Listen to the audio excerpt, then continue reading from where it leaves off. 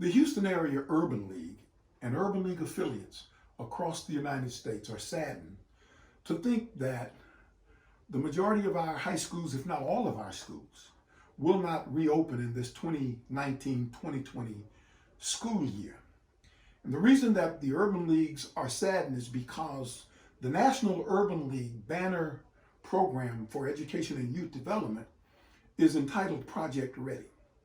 And in that Project Ready work, professional educators in urban leagues across the country's goals are to get our high school kids ready for high school graduation and entry into a college or university somewhere in the world to be able to continue and complete their education before moving into a career.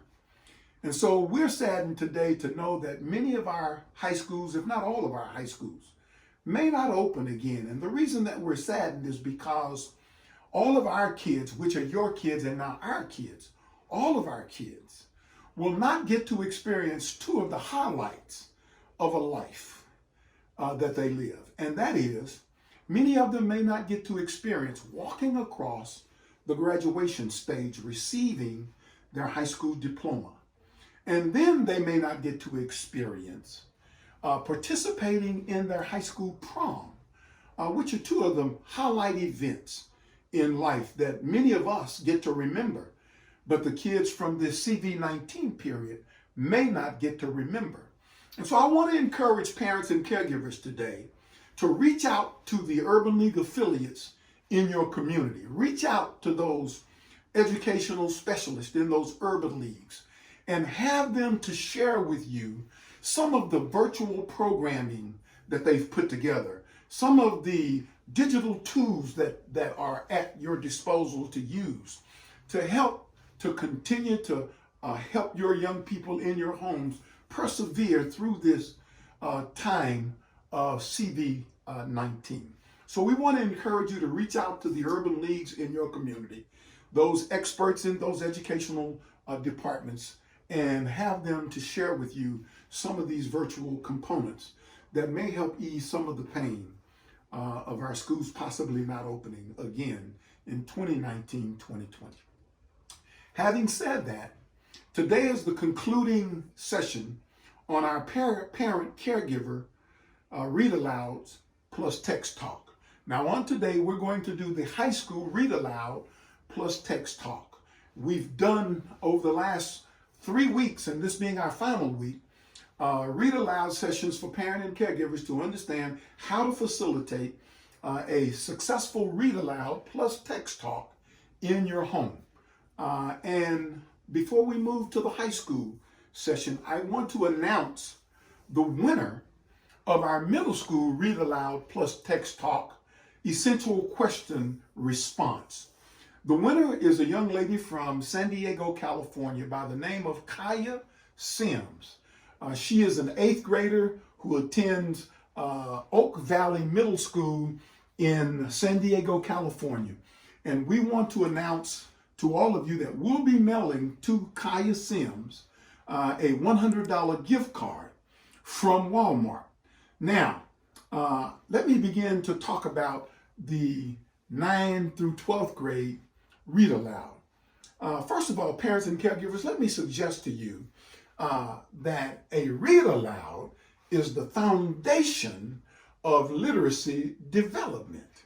Many of the experts, especially Fontes and Pinnell, say about the read aloud to you, the parent, the reader, as the readers pause and the readers emphasize the reading, your pauses and your emphasis, parents, as readers of the read aloud. When you do an expert job of pausing and emphasizing the words of the reading, you allow the students to better understand the phrasing and the fluency of the language, and to hear, parents and caregivers, new vocabulary and the way words should be used in the text.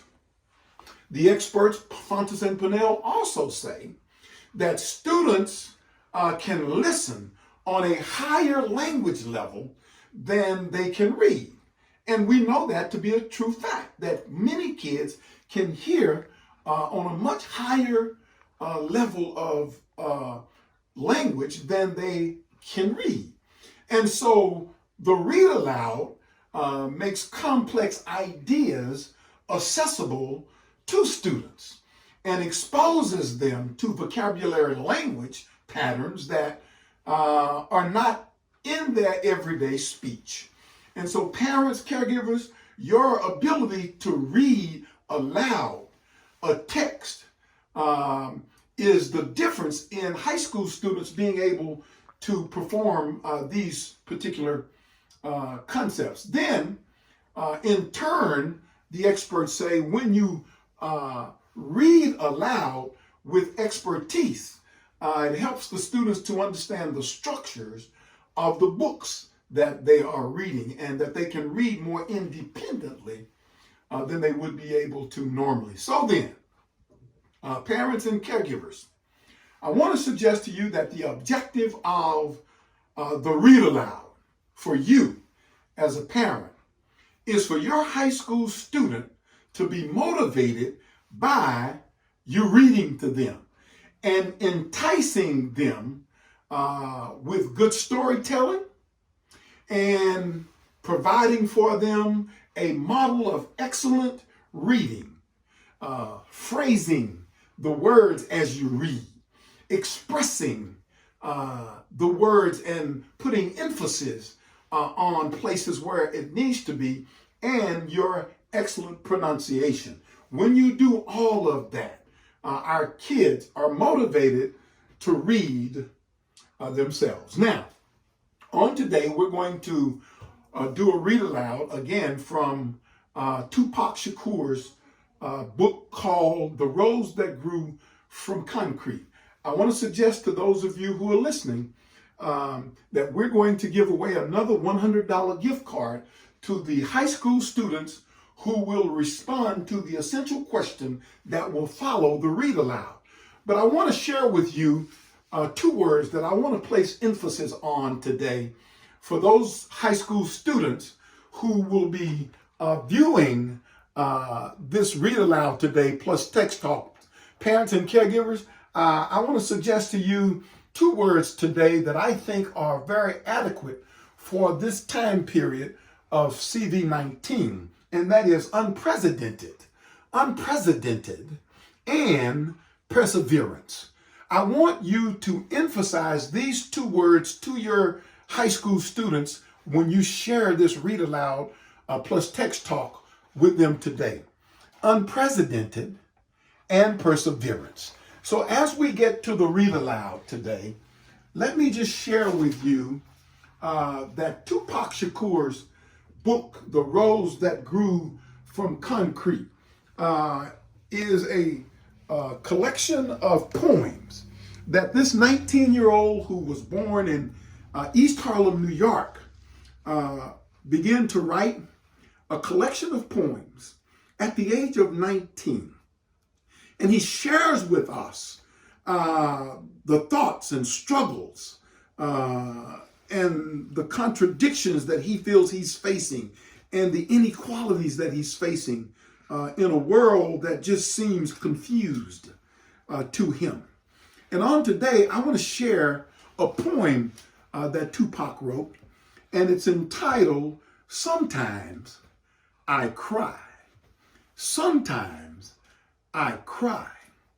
And this is one of those times that probably many of our high school kids are crying.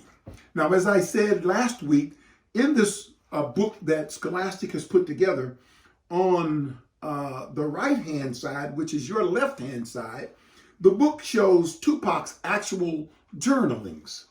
On the my left-hand side, your right-hand side, Scholastic has actually typed in what he has written on the left-hand side, on the right-hand side, so that you could see it clearly.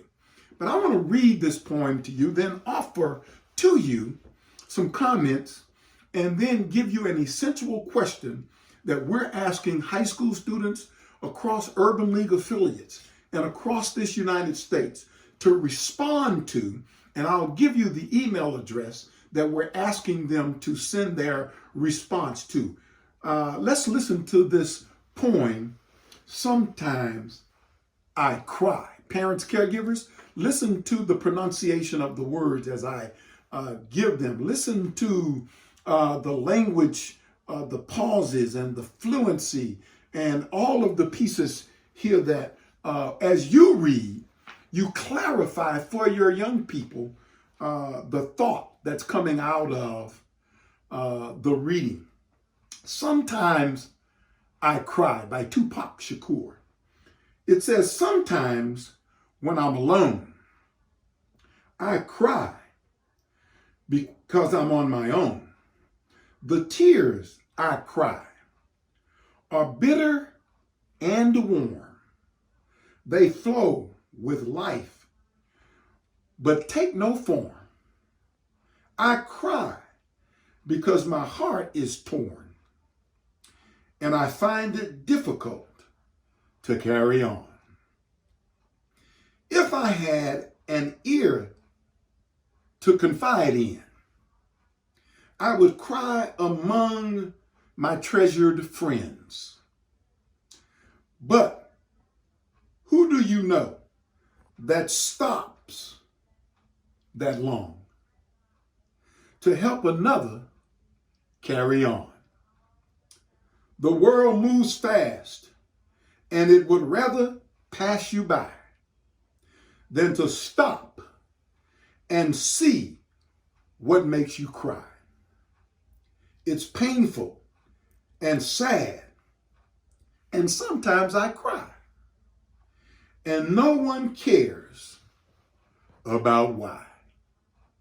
What a deep, deep poem. In this poem, Tupac is showing his loneliness, and he's reaching out to try to find somebody who cares, friends who he can trust, that maybe cares about his feelings. But he understands that he's going to have to persevere through it all. Great poem. Here's the question that I want to share with high school students across the country today. I want you to respond in writing to this poem from the essential question that I pose to each of you today. Are your destinies fixed, or do we shape them? Let me put that in another way. Are your destinies, high school students, fixed, or do you shape them? Are your destinies, high school students, already fixed, or do you shape them? I want to ask you to respond to that question in writing. Send your writing to me at this email address, jrobinson@hall.org. jrobinson@hall.org. We will be receiving your responses, whatever they may be, in whatever setting you want to send them, whether poem, whether it's narrative, however you want to write it. Send me your response to the question, are your destinies fixed, or do you shape them? Are your destinies fixed, or do you shape them? We're going to read each and every one of your responses. We're going to select a winner, and we will send out a $100 gift card to Walmart to the winner of this response. Send your responses to John Robinson at Hall, H-A-U-L, Houston Area Urban League, at hall.org. And we will read them, and we will announce the winner on next Friday when we begin our new series for parent caregivers around working on the pedagogies of teaching. So thank you for joining us today.